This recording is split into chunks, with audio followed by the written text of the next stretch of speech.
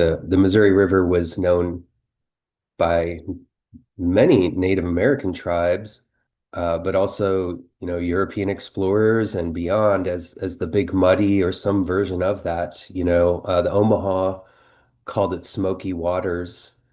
And there's actually, kind of different theories about was that because of the sandstorms that would happen from the big sandbars along the river, calling it smoky water, or was it because of the color of the water and how the sediment just sort of billowed up in the water as it flows by? But yeah, those arid regions of the upper Great Plains was the source of that amazing sediment load that the Missouri River used to carry and was the main source of sediment for the lower Mississippi and really built much of Louisiana.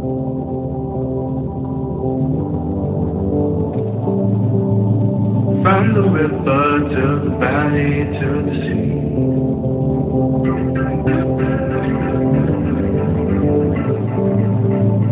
All the places, all the people that you can meet. Welcome to the Mississippi Valley Traveler Podcast.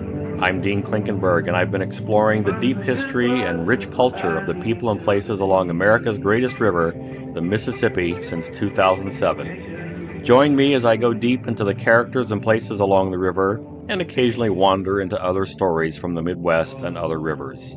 Read the episode show notes and get more information on the Mississippi at MississippiValleyTraveler.com. Let's get going. Welcome to episode 62 of the Mississippi Valley Traveler Podcast. In this episode, we detour off the main channel of the Mississippi River to get to know its longest tributary, the Missouri River. Our guide for this exploration is Steve Schnarr, who is race director for Missouri River Relief. Our conversation went so long, in fact, that I'm splitting this into two episodes. So there'll be part two of this will be released in 2 weeks from when this one drops.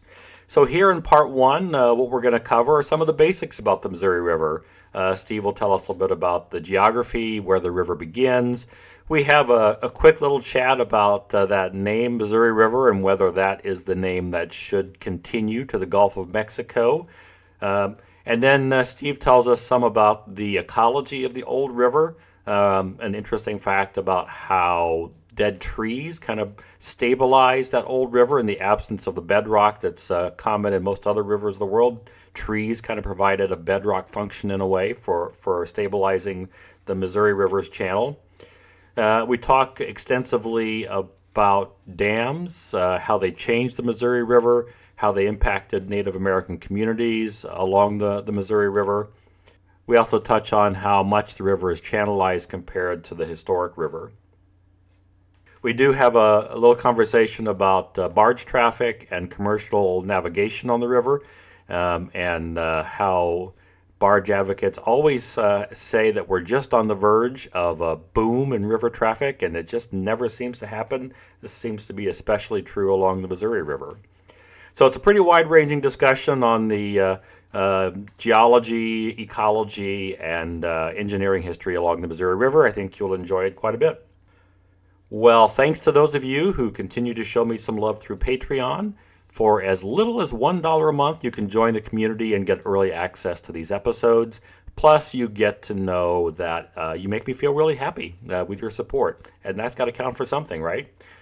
You can join the Patreon community at patreon.com/Dean Klinkenberg. If Patreon's not your thing, well, buy me a coffee. I drink coffee quite a bit. You can help feed my caffeine habit. If you want to know how to do that, go to MississippiValleyTraveler.com/podcast and you'll find instructions there. At that same address, MississippiValleyTraveler.com/podcast, you'll also find a listing of all previous 61 episodes.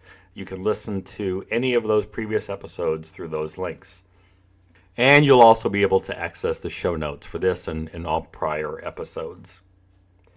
All right, well, let's get on with the interview. Again, this is part one of a two-part conversation. Come back in 2 weeks for the second half of the interview.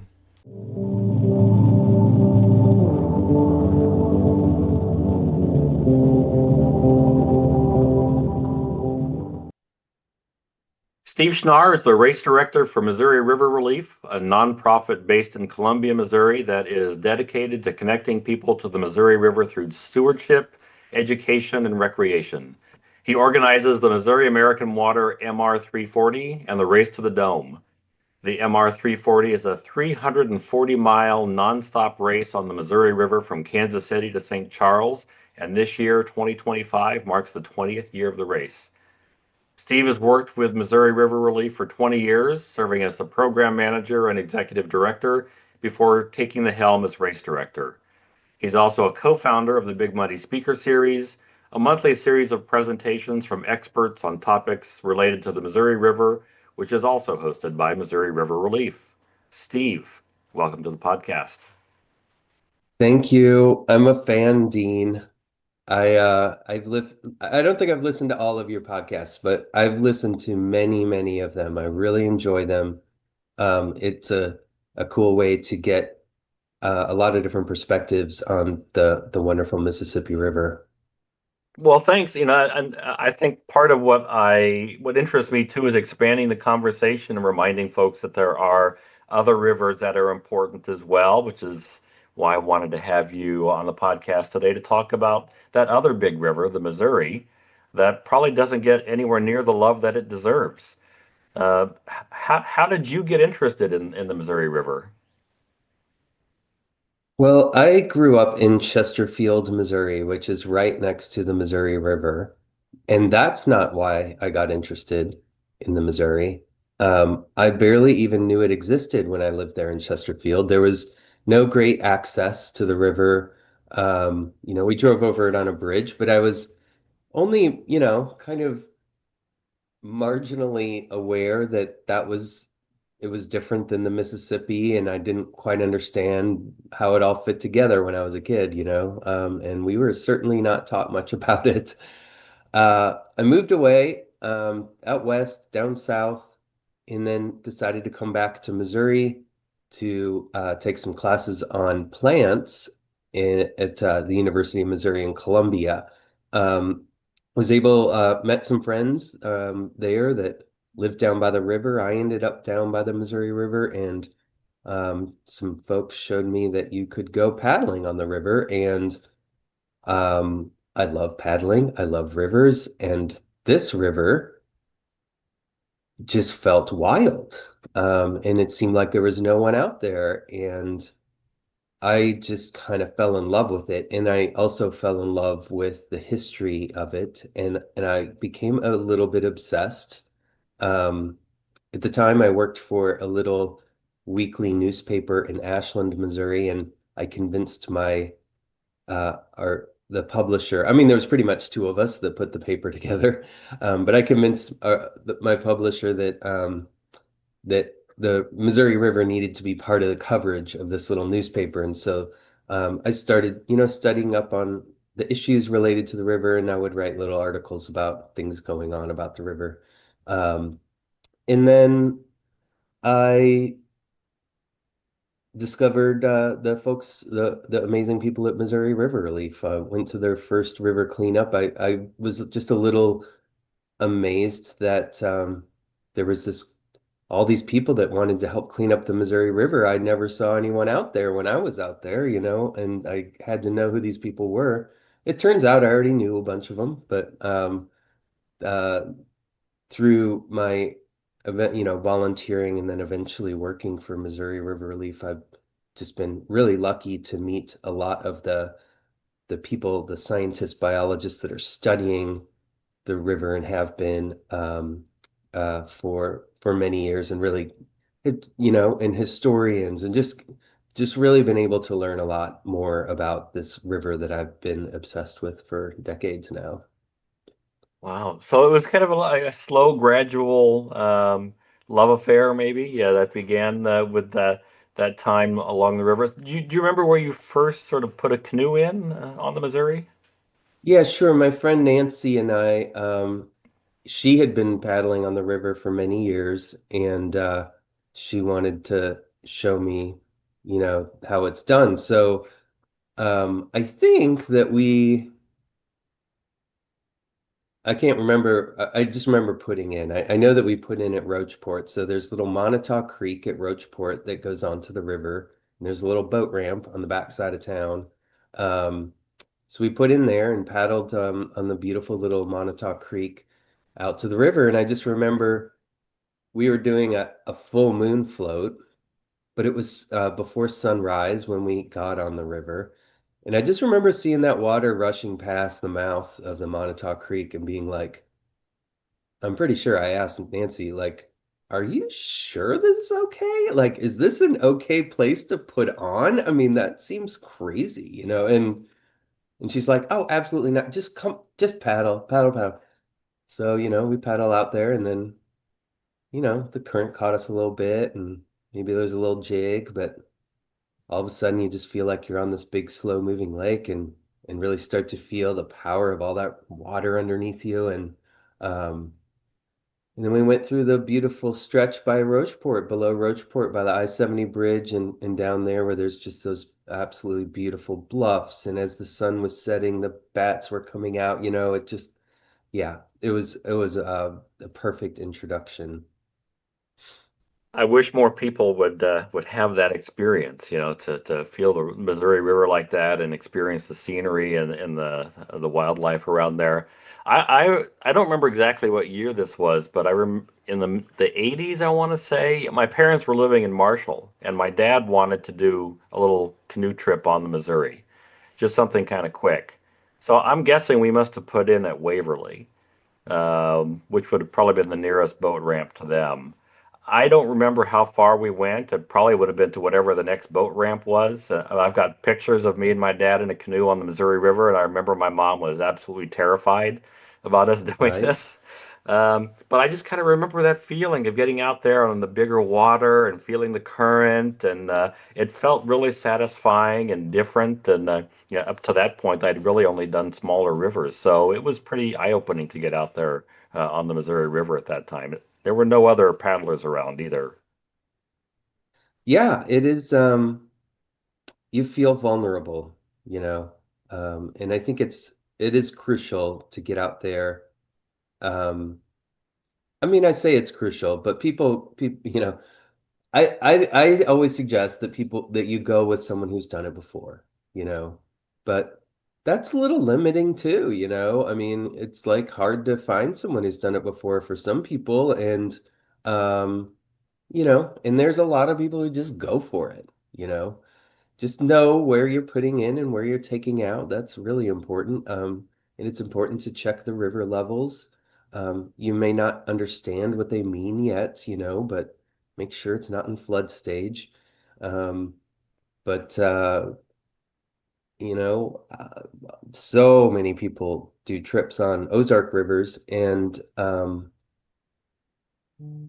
there's obviously risks and dangers with a big river like the Missouri that don't exist on those little Ozark rivers, but those rivers are dangerous too.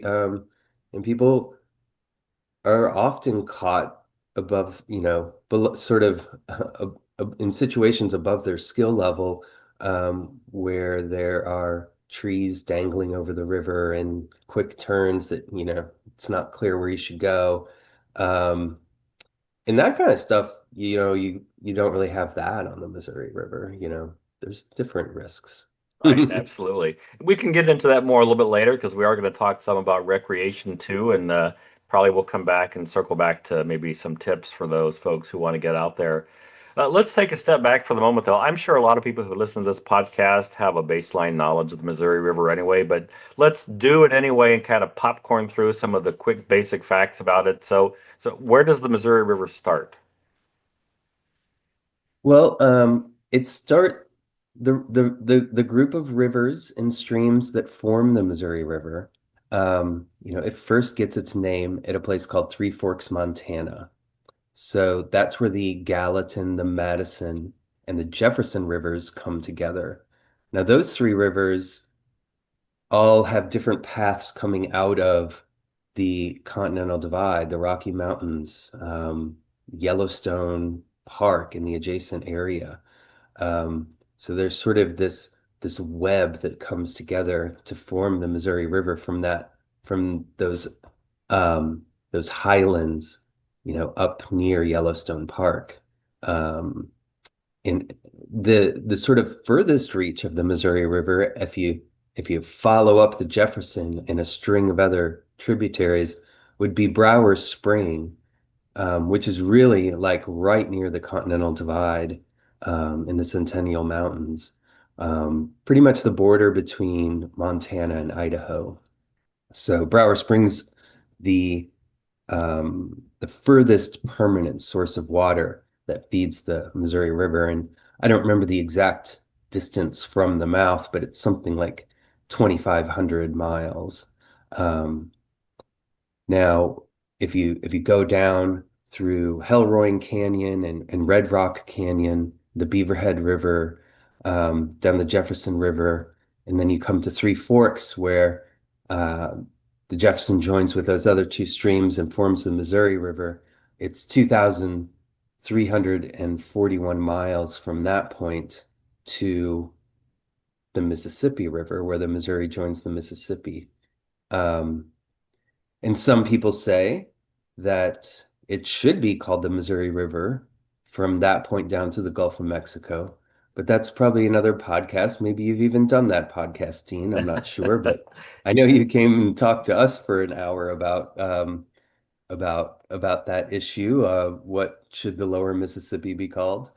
Um, but yeah, that's the basics. So in the process, the Missouri River flows north and then it flows east across Montana, um, and then south through North Dakota, South Dakota, Iowa, Nebraska, Kansas, Missouri, and then it takes a turn to the left and skirts the Ozark Plateau as it heads towards St. Louis all the way across the state of Missouri. Yeah, I might have a few thoughts on the whole naming thing, as I'm sure you remember. That was very nice of you to invite me out to the Big Buddy Speaker Series to have that conversation, yeah, in what some might consider, enemy territory, since my stance did not align with that of everybody there. But I will say this, like, just as to poke fun at all this, like, there is a lot of these names are obviously arbitrary. Like, for example, why isn't the longest stretch called the Missouri River all the way up to Brower Spring? Like, doesn't that name carry all the way up to the top of the mountain? Why did I'm assuming it was Lewis and Clark who gave names to It those was many Lewis and branches, Clark. right? So Yes. they made a decision because they had people they wanted to flatter, right? With by naming certain smaller branches after them. Yeah, and they didn't have time to follow all those and figure out which was the longest one at that. So you just give them new names, and then for the people that help pay for your trip, you know, like NASCAR. Right. But then we're stuck with those names, unfortunately. Yeah, they do tend to carry on. So the Missouri River has a huge drainage basin, much larger than the Upper Mississippi does. When those two meet. Um, I made a quick note to myself that it covers like 1/6 of the continental United States. It's a huge area.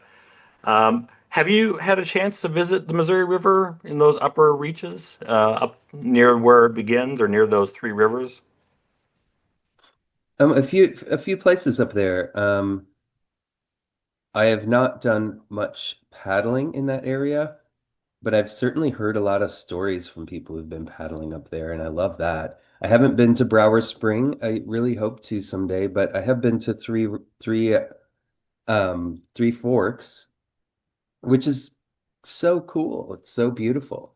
And it's such an interesting thing.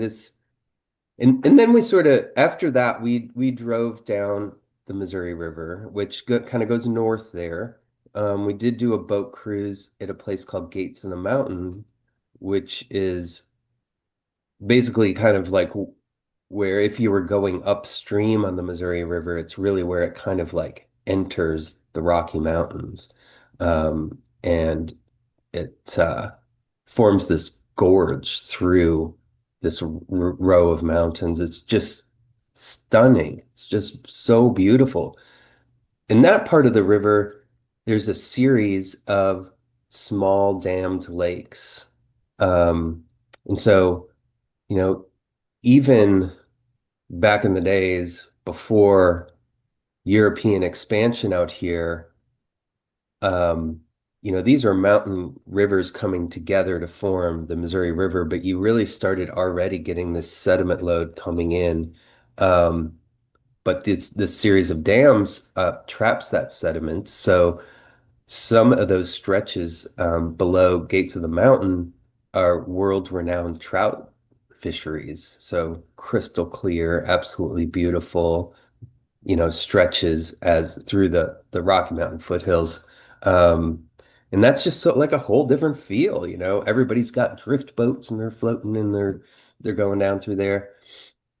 And then you go through Great Falls, Montana, um, which was one of the wonders of the world, but it is now under, and it's still, there's still beautiful parts of it, but there's like three dams through that section that are harnessing hydropower that have essentially flooded the Great Falls, of the Missouri River.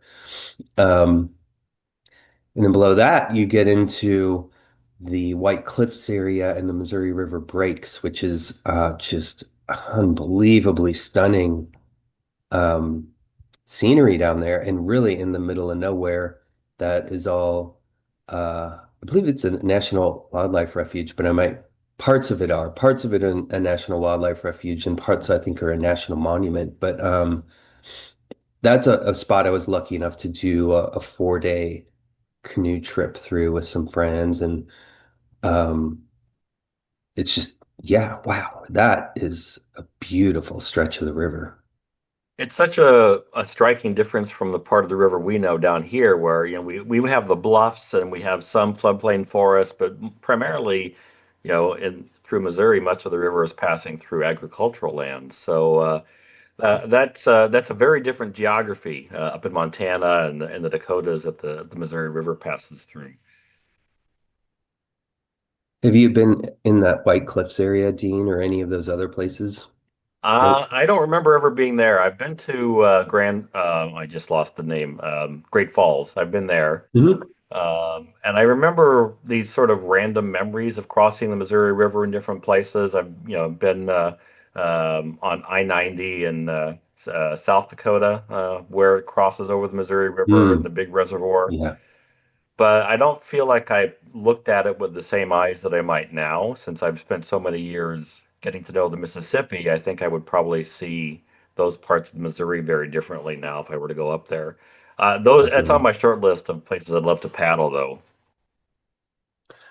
Yeah, that the section below Fort Benton, but especially below Banks Landing, um, and there's several sections you can string together there, depending on how much time you have, and everyone has their favorite stretch, but like it is just really stunning and beautiful, um, and so remote, and lots of badlands, in that those badlands in eastern Montana and in North Dakota are really the main source of the mud and the sand that forms the the natural Missouri River like heartbeat. Um, the Missouri River was known by many Native American tribes, um, but also European explorers and beyond as the Big Muddy or some version of that. The Omaha called it Smoky Waters. Um, And there's actually, kind of different theories about was that because of the sandstorms that would happen from the big sandbars along the river, calling it smoky water, or was it because of the color of the water and how the sediment just sort of billowed up in the water as it flows by. But um, yeah, those arid regions of the upper Great Plains was the source of that amazing sediment load that the Missouri River used to carry and was the main source of sediment for the lower Mississippi, um, and really built you know, much of Louisiana over the course of many thousands and even millions of years when you dip into the ancestral rivers that sort of lived in this part of the world as well before there was actually a Missouri River, so to speak. Yeah, we basically relocated a lot of the upper Great Plains down to Louisiana via these big rivers. So tell us a little bit about what the Missouri River was like as a river before we built dams and really began to reshape it with our engineering projects. Right. Well, I wasn't there, Dean, but I know you're but I not have that read old, but I've read some books. Um, you know, that sediment load that river carried, I think was such a part of the character of the natural Missouri River in a lot of different ways that you don't always think about. But um, more than many rivers, the Missouri, especially, when once you get out of the Rocky Mountains and sort of you start getting into the Dakotas, it more and more is picking up this nature as it's picking up more sediment. But it was an ever changing, change would be one of the big essences of this river. And it's true of all rivers, they move around, they don't want to stay in one place. They build up a point bar, they erode away the bank across from it. They're always moving and snaking through the landscape. But the Missouri River was that kind of on a different level, because of that sediment load it carried. It would really be depositing. It was almost like the river valley itself was like a delta. When you talk about the Mississippi River down in the delta, not the delta in the state of Mississippi, but the actual sort of Bird's Foot Delta below New Orleans. That includes the Atchafalaya, right? Like there you sort of have sediment building up, and then all of a sudden this other way is a quicker way to get to the bottom. And so the river's just kind of like changing as it's building its own structure that it lives in. And with the Missouri River, it's sort of like the whole valley was like a delta, It's constantly depositing sediment and getting new sediment. And that starts to fill in its channel. So then it finds another less steep channel, or suddenly it's raising the elevation of a certain place. So it decides to chase around and find something else, or the river would flood and decide it's just going to consume this whole forest over here rather than go and this big loop that it had created over years. Is just constantly moving. Um, it was a braided channel for much of its length. So usually lots of islands. Many of those would be sandbars, and some of them would have trees on them of varying ages. Um, Sometimes there'd be very, very large islands as the river was trying to figure out what it wanted to do. Um, a lot of what we know about the character of the Missouri River is from the writings of steamboat pilots, and people that really, spent a lot of time trying to understand how this weird river worked. Um, and, it's fascinating to read those old stories, like how they were able to read the river. Um, a few more things that were very different about the river then when the river would consume, and maybe it starts creating a big loop, a big bend, and then eventually it decides in a flood to cut off that bend, and that bend might be full of a forest of giant cottonwood trees, and so it just consumes those, and they come into the bed of the Missouri River, and they're just stuck there. So like there would be places where there's they would call them, the steamboat pilots would call them snags or sawyers, depending on sort of how they behaved in the current. Um, there would just be monster fields of those. And then sometimes those would capture driftwood as it's floating by, and you get these huge log jams that were very difficult to bypass. Um, some year, you might go up the river and the short chute on the right around an island might be the deepest, best place for a steamboat. And then you come back the next year and it's totally the opposite, depending on what happened. The river used to be about 3 times on average wider than it is now. Um, if we're talking about the channelized portion of the Missouri River, the free-flowing channelized portion below the lowest dam on the Missouri. We'll talk about those dams in a little bit, but that section of the river, it's about 3 times narrower now than it was naturally. So we have squeezed that river. So naturally, it was shallower and sprawling. And there were some areas where it would really, really sprawl and it would be really, really shallow and super wide, and people could often walk across that river in certain places, especially in that Iowa-Nebraska reach. And then, another big change to the river. I mean, there's kind of a couple, and it's hard to talk about how the river used to be without talking about a little bit about how it is now. It's kind of the Right. conversation kind of goes back and forth, but we have built these 6 very, very large dams for very, very large reservoirs along the Missouri River, starting at the Fort Peck Lake in Montana. Um, and those that reservoir system was designed to capture spring snow melt, the snow melt from the Great Plains and the Rocky Mountains, which kind of come in 2 different pulses. Naturally, they sort of would happen in in sort of March, April, and then you'd have this May, June. So these 2 different spring rises that were most years on the Missouri River.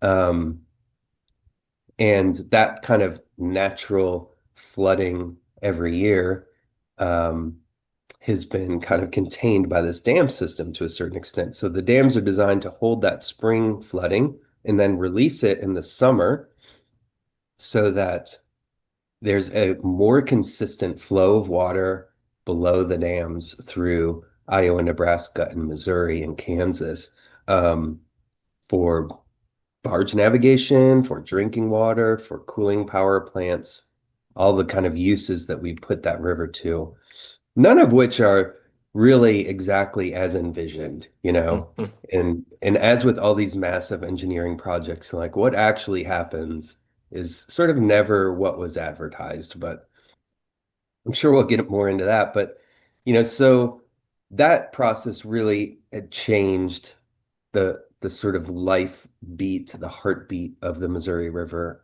And all of those little things, those changes have all had impacts on the wildlife of the river, including the fish and everything that lives in that river.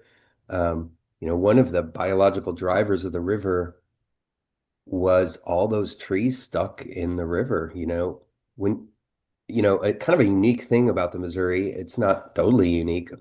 We have many rivers like this, but most rivers have a sort of bedrock bottom, or they have some kind of rock containment, that keeps them in a certain kind of place. The Upper Mississippi has a lot of, structure to it that's kind of keeping it geologically in one place.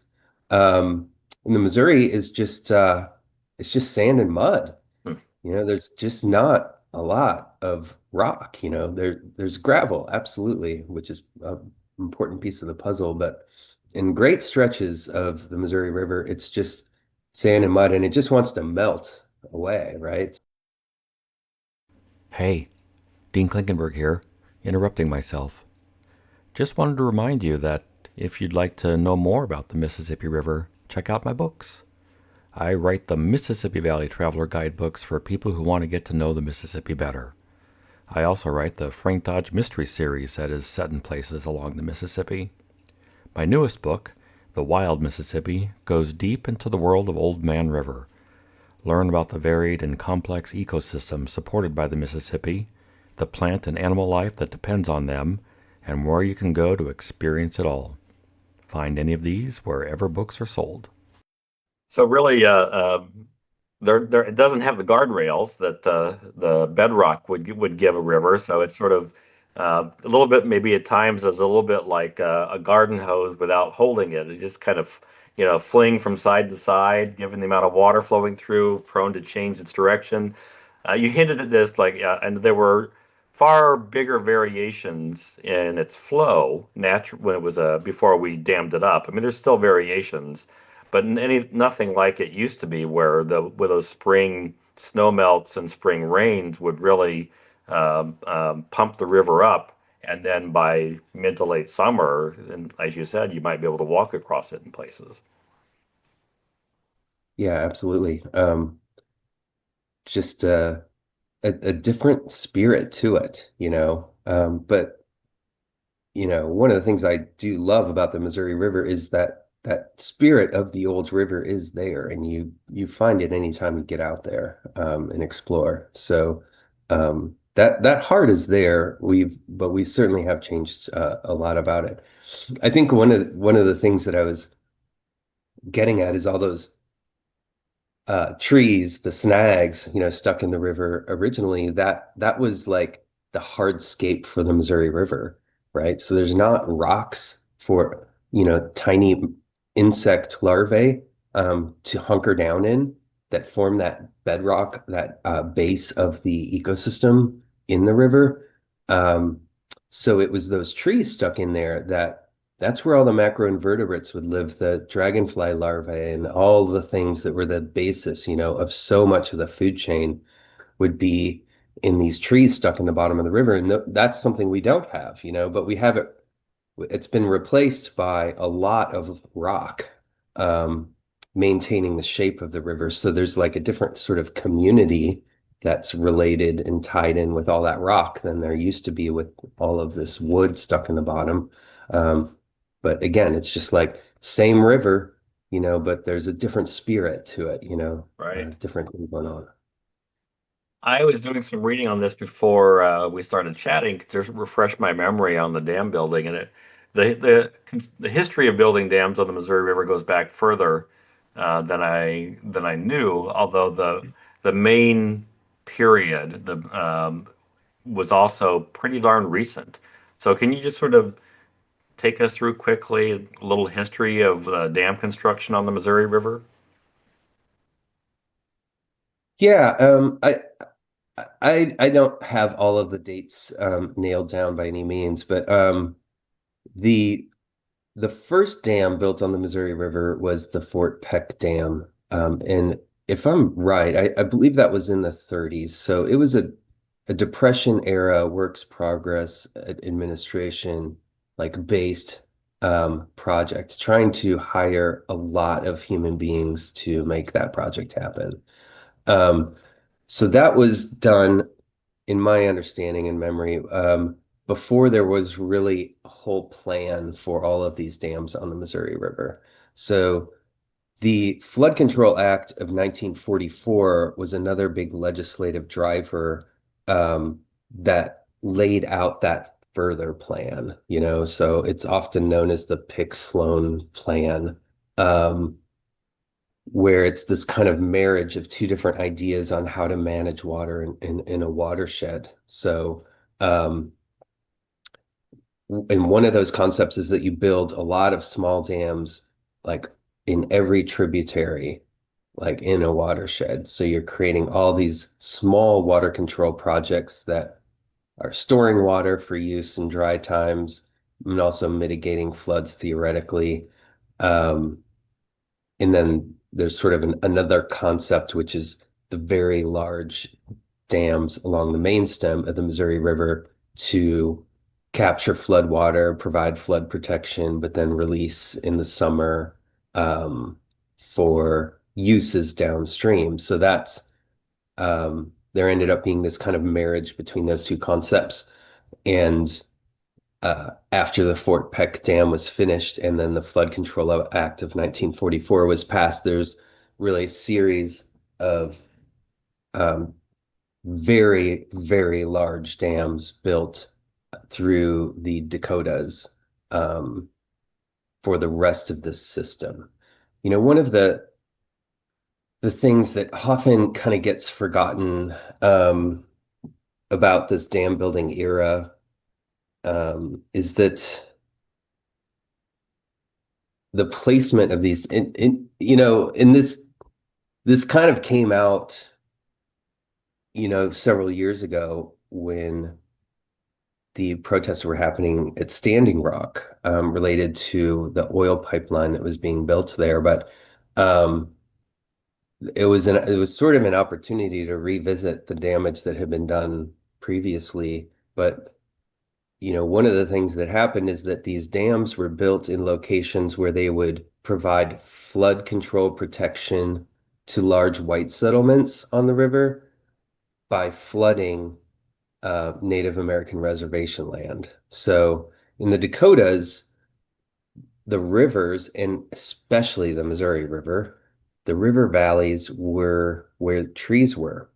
There just wasn't a lot of trees in large parts of the Dakotas, right? So along the Missouri River, you had these very abundant forests, cottonwood-based forests right along the river. The Native Americans that lived along there, from the Mandan, the Hidatsa, the Arikara, and then so many Sioux, Lakota Sioux, and other groups that use those river valleys throughout the Dakotas. Um, a lot of them had these pretty elaborate systems of farming in those bottoms, related to like what the river does and also what this forest does. And the forests were like this huge source of food, berries, medicines, all kinds of stuff. The biodiversity in those river bottoms was really crucial and important. So when some of those Sioux tribes managed to keep reservations that included pieces along the river, it was something that was still that connection, to so much cultural knowledge and history related to the river. So when these dams were put in, and much of that bottomland was flooded in these reservations, it was like one more torturous insult, but also kind of invisible to most of the nation. And just a lot of people don't really know that history.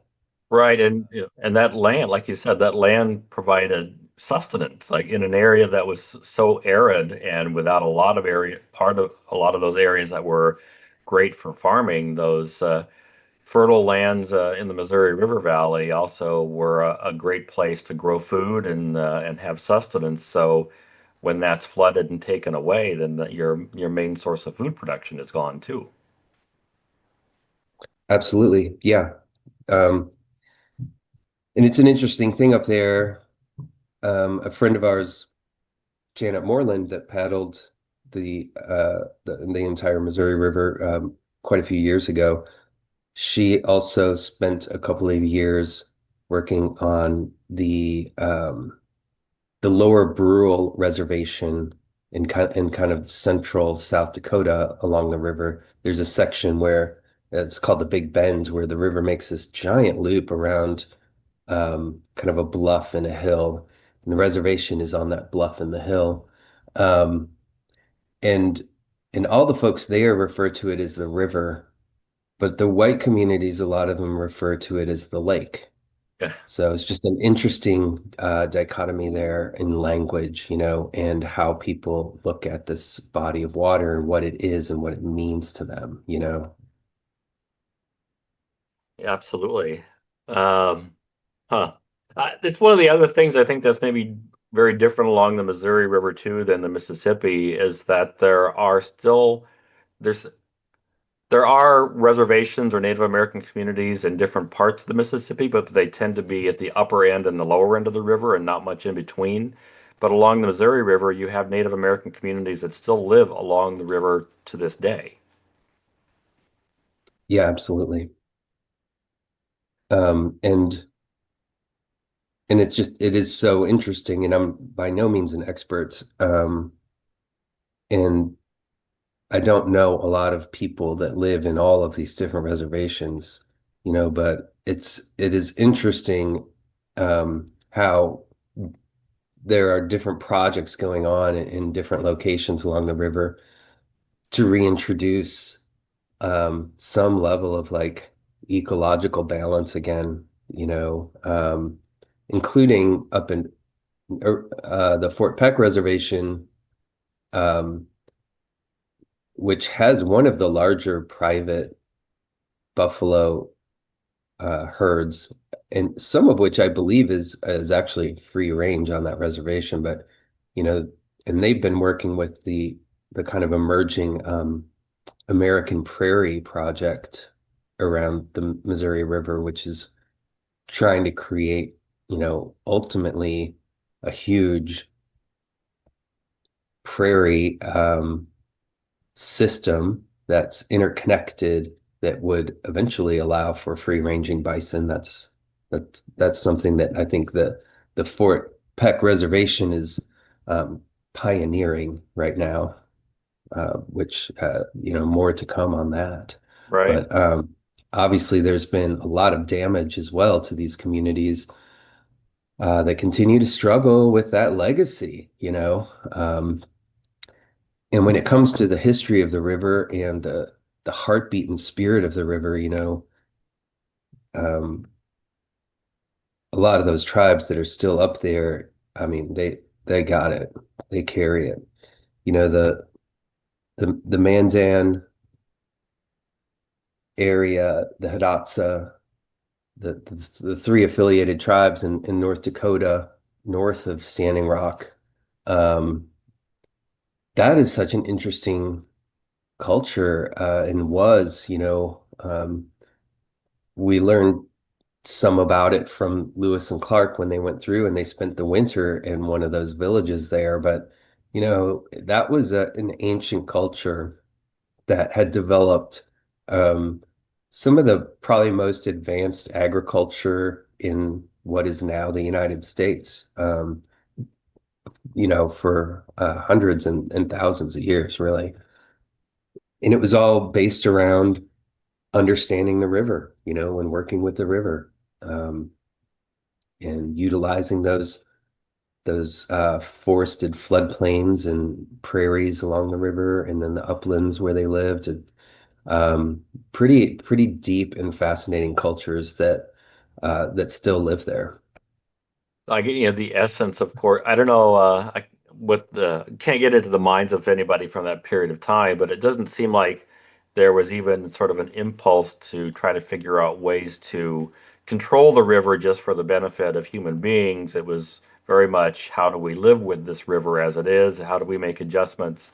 So let's talk. Let's use that to transition to the contemporary river a little bit more. Then, so from what you know, what was the grand vision for all of the dams that were built, say from the 40s on along the main stem of the Missouri River? What were the primary selling points for that? Well, basically by I think promising everything to everyone, you know. So in the Dakotas, um, drinking water is a huge limiting factor. Um, Agricultural water, irrigation, huge limiting factor in land use and in population growth. Um, so by dangling that carrot, um, that's a pretty exciting thing for those populations. Interestingly, that, you know, irrigation usage from Missouri River water continues to grow, and there continues to be new systems pulling drinking water and other water for other uses from the Missouri River, um, including some uses out of the watershed, which are pretty controversial. But that kind of development continues on.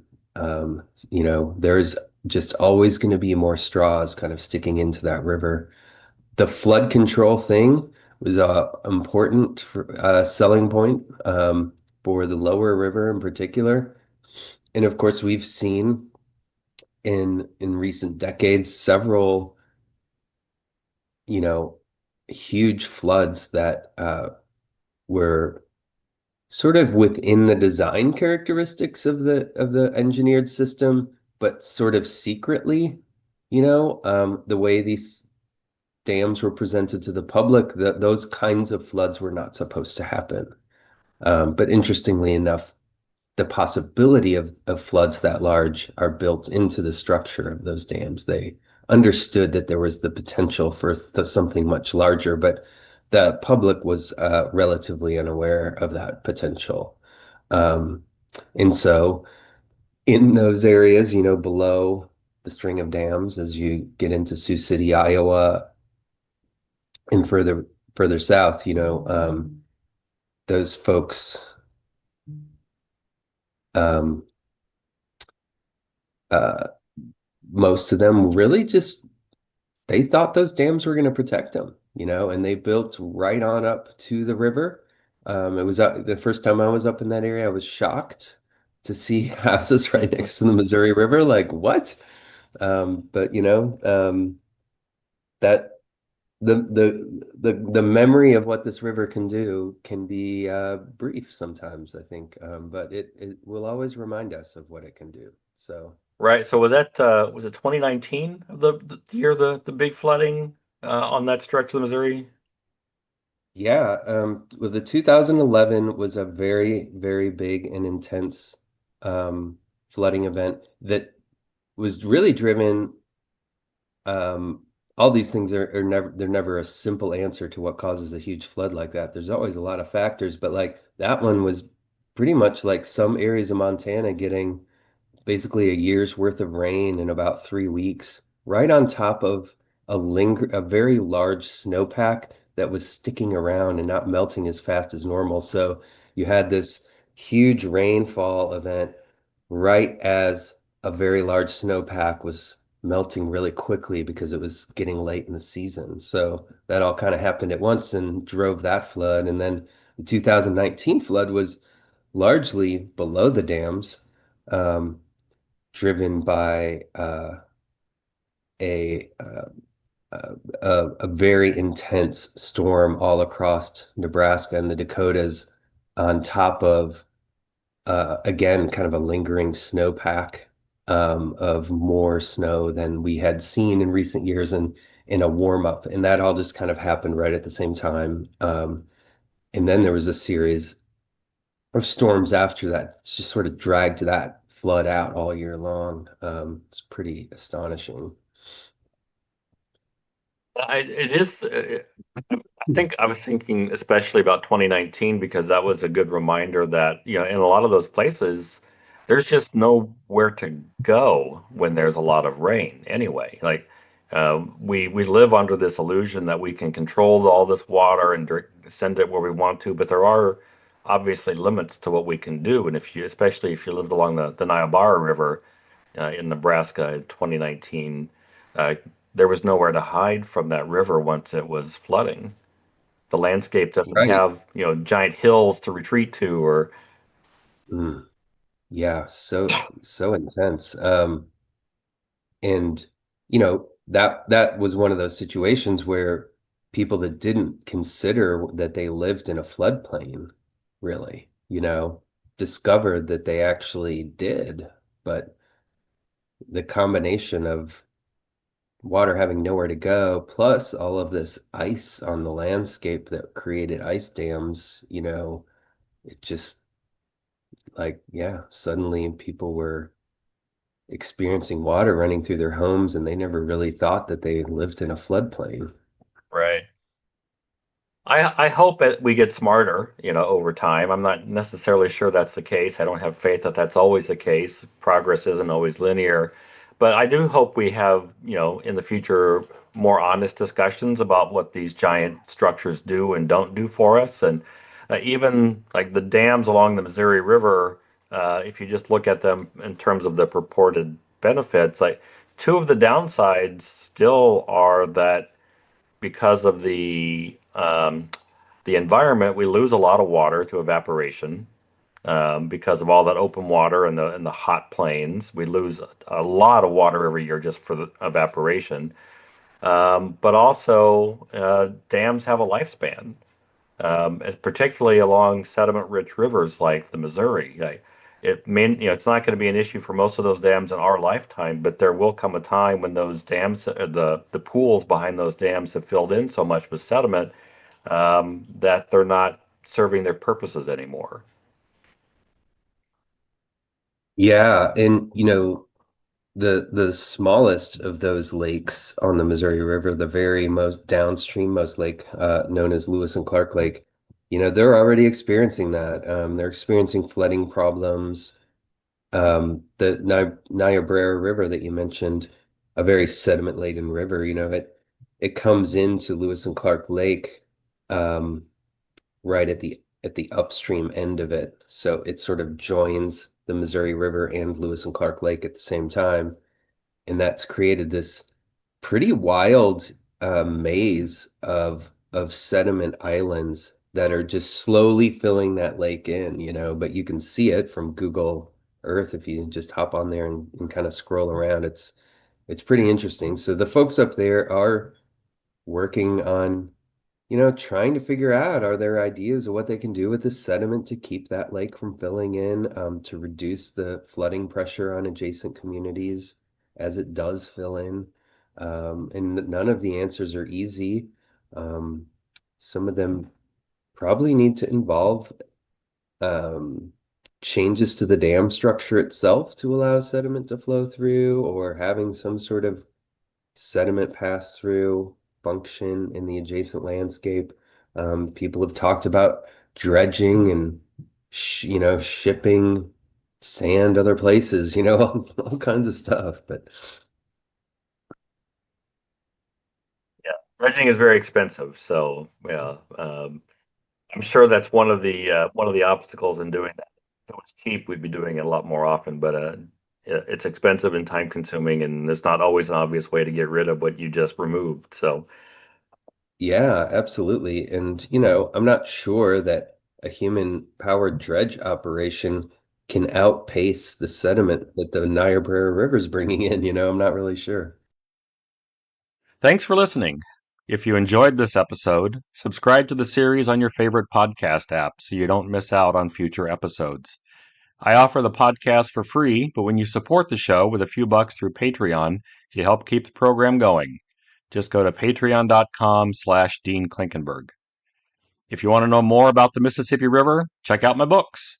I write the Mississippi Valley Traveler guidebooks for people who want to get to know the Mississippi better. I also write the Frank Dodge Mystery Series that's set in places along the river. Find them wherever books are sold. The Mississippi Valley Traveler podcast is written and produced by me, Dean Klinkenberg. Original music by No Offense. See you next time.